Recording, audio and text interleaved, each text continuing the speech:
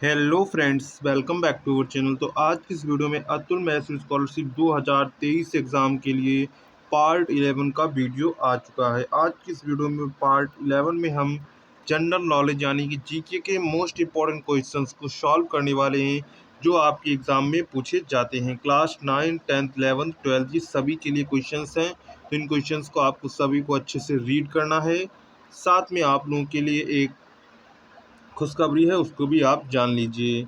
तो हमने आपके लिए सोचा है कि आप लोगों की जो क्वेश्चंस हैं, इंपॉर्टेंट क्वेश्चंस हैं, उनको 1000 प्लस क्वेश्चंस को प्लस आपके 2 से 3 मॉडल पेपर आपको क्लास 9 से 12th तक की जो भी student Atul Mysore scholarship exam दे रहे हैं, उनको हम सिर्फ 40 से 50 रुपये में, कितने में, 40 से 50 रुपये में आपको 1000 plus questions plus model paper. और आपको अगर कोई भी डाउट होता है तो आप वहाँ पर डाउट आप लोग डायरेक्टली पूछ सकते हैं। ये आपको सिर्फ 40 से 50 रुपये में मिल रहा है। तो जो भी स्टूडेंट्स इच्छुक हों वो ख़रीद सकते हैं। तो आपको इस पर मैसेज करना है, व्हाट्सअप मैसेज करेंगे तो वहाँ पर आपको इसका रिप्लाई मिल जाएगा। तो यहाँ पर 9580023321 पर आप लोग डायरेक्ट मैसेज कर सकते हैं।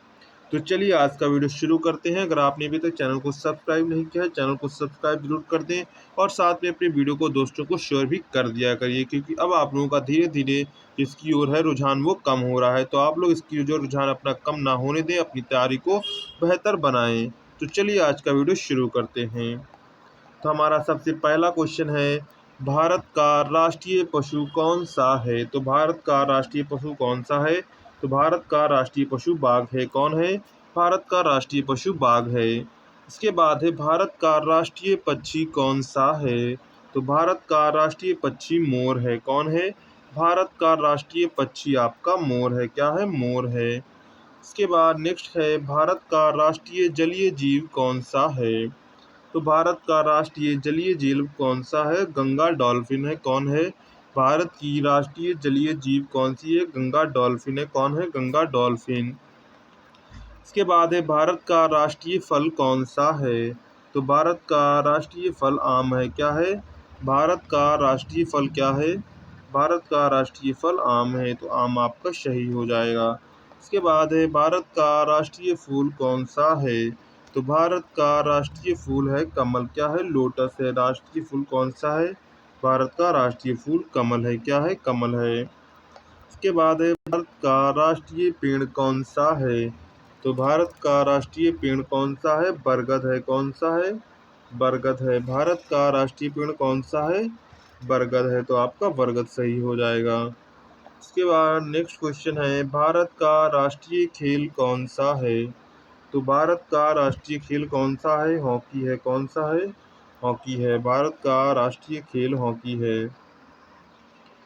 इसके बाद है नेक्स्ट क्वेश्चन, भारत के राष्ट्रीय झंडे की लंबाई और चौड़ाई में अनुपात कितना होता है? तो ये कितना अनुपात होता है? लंबाई और चौड़ाई में 3:2 का अनुपात होता है। कितना होता है?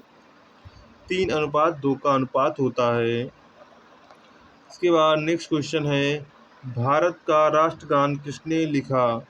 तो भारत का राष्ट्रगान किसने लिखा था? रविंद्रनाथ टैगोर ने लिखा था। किसने लिखा था? रविंद्रनाथ टैगोर ने लिखा था। तो यहाँ पर ऑप्शन हो जाएगा आपका रविंद्रनाथ टैगोर। इसके बाद है, भारत का राष्ट्रगीत कौन सा है?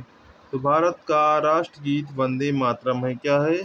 भारत का राष्ट्रगीत कौन सा है? वंदे मातरम है। और राष्ट्रगान कौन सा है? जनगण मन।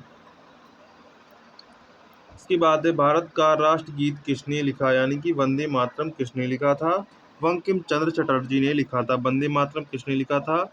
वंदे मातरम बंकिम चंद्र चटर्जी ने लिखा था। इसके बाद है, महात्मा गांधी को राष्ट्रपिता सबसे पहले किसने कहा था? तो महात्मा गांधी को सबसे पहले राष्ट्रपिता सुभाष चंद्र बोस ने कहा था। किसने कहा था? सुभाष चंद्र बोस ने कहा था। तो यहाँ पर ऑप्शन आपका सुभाष चंद्र बोस सही हो जाएगा।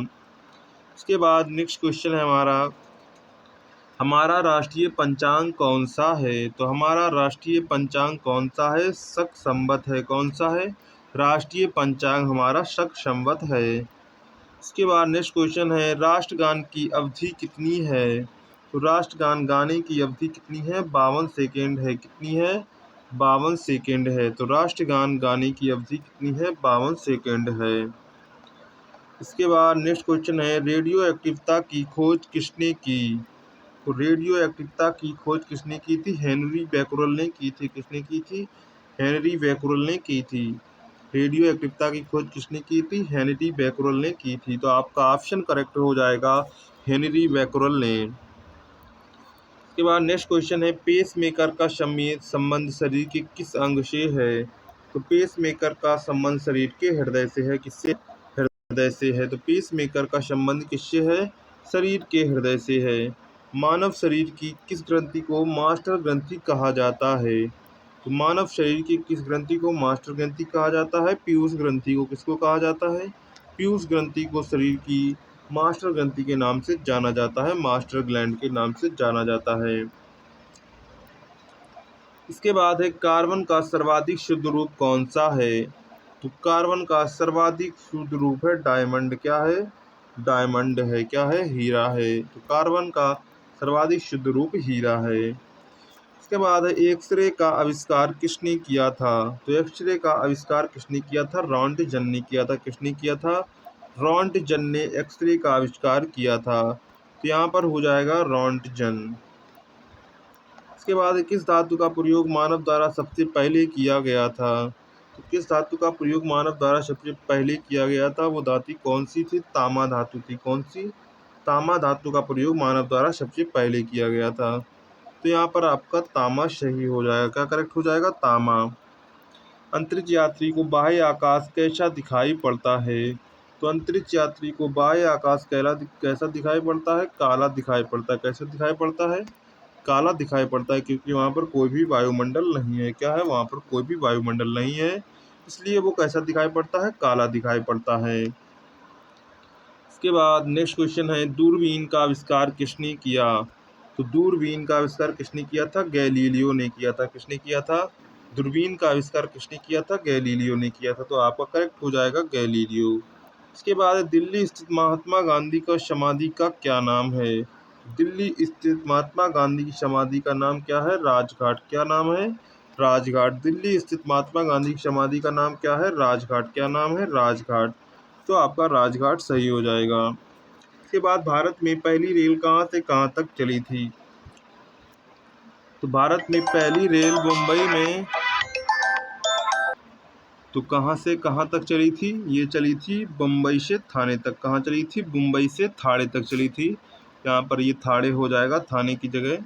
तो पहली रेलगाड़ी कहाँ से कहाँ तक चली थी? मुंबई से, वर्तमान में जो मुंबई है वहाँ से कहाँ तक चली थी? थाने तक चली थी। इसके बाद में पहली मेट्रो रेल सेवा किस नगर में आरंभ की गई थी? तो भारत में पहली मेट्रो रेल सेवा कहाँ स्टार्ट की गई थी? कोलकाता में शुरू की गई थी। कहाँ की गई थी? कोलकाता में शुरू की गई थी।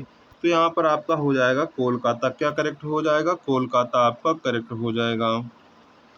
इसके बाद है, भारत में रेल का आरंभ किस सन में हुआ था?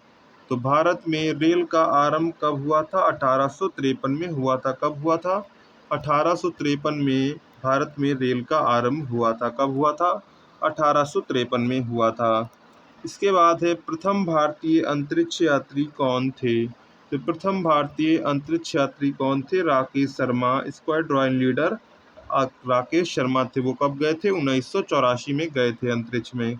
कब गए थे? 1984 में गए थे। प्रथम भारतीय अंतरिक्ष यात्री कौन थे? 1984 में गए थे। उनका नाम क्या था? राकेश शर्मा थे।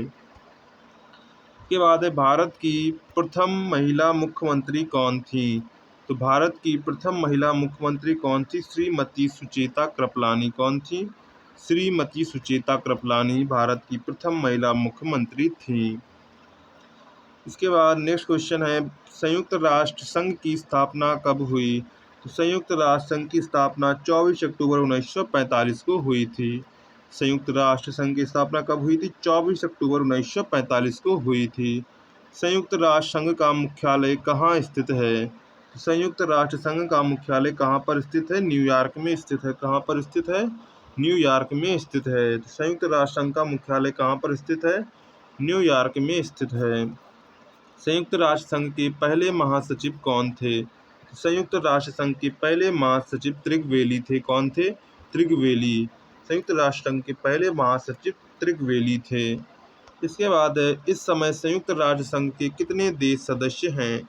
तो इस समय संयुक्त राष्ट्र संघ के 193 देश हैं। कौन से हैं? 193 देश सदस्य हैं। कितने हैं? 193 देश। संयुक्त राष्ट्र संघ सुरक्षा परिषद के कितने देश स्थायी सदस्य हैं? तो कितने देश स्थायी सदस्य हैं? 5 देश स्थायी सदस्य हैं। कितने देश स्थायी सदस्य हैं? 5 देश स्थायी सदस्य हैं। अंतर्राष्ट्रीय न्यायालय कहाँ स्थित है? तो अंतर्राष्ट्रीय न्यायालय हेग में हॉलैंड में स्थित है। अंतर्राष्ट्रीय न्यायालय दी हेग में स्थित है। संयुक्त राष्ट्र महासभा में हिंदी में भाषण देने वाले पहले भारतीय कौन थे? तो वो कौन थे? अटल बिहारी वाजपेयी। कौन थे? अटल बिहारी वाजपेयी थे। कौन थे? अटल बिहारी वाजपेयी थे, जिन्होंने संयुक्त राष्ट्र महासभा में हिंदी में भाषण दिया था। इसके बाद किस विटामिन की कमी से खून का रुकाव बंद नहीं होता है? तो किस विटामिन की कमी से? विटामिन के की कमी से। किसकी? विटामिन के की कमी से खून का रुकाव बंद नहीं होता है। हिंदी दिवस कब मनाया जाता है? तो हिंदी दिवस कब मनाया जाता है? 14 दिसंबर को मनाया जाता है। कब मनाया जाता है? 14 दिसंबर को मनाया जाता है। 14 सितंबर को मनाया जाता है। इसके बाद संविधान के किस अनुच्छेद द्वारा हिंदी भाषा को राष्ट्रभाषा घोषित किया गया था? तो संविधान के किस अनुच्छेद द्वारा? अनुच्छेद 343 के द्वारा। किसके द्वारा? अनुच्छेद 343 के द्वारा हिंदी को राष्ट्रभाषा घोषित किया गया था। अनुच्छेद 343 के द्वारा। ओलंपिक खेलों का आयोजन कितने वर्षों बाद होता है? तो ओलंपिक खेलों का आयोजन कितने वर्षों बाद होता है? 4 वर्ष के बाद होता है। कब होता है? ओलंपिक खेलों का आयोजन कब होता है? 4 वर्ष के बाद होता है। तो यहाँ पर आपका 4 वर्ष करेक्ट हो जाएगा। इसके बाद नेक्स्ट क्वेश्चन है, अंतर्राष्ट्रीय मानव अधिकार दिवस कब मनाया जाता है? तो अंतर्राष्ट्रीय मानव अधिकार दिवस 10 दिसंबर को मनाया जाता है। कब मनाया जाता है? 10 दिसंबर को मनाया जाता है। कब मनाया जाता है? 10 दिसंबर को मनाया जाता है। तो ये हमारे हो गए हैं जीके के मोस्ट इम्पॉर्टेंट क्वेश्चंस।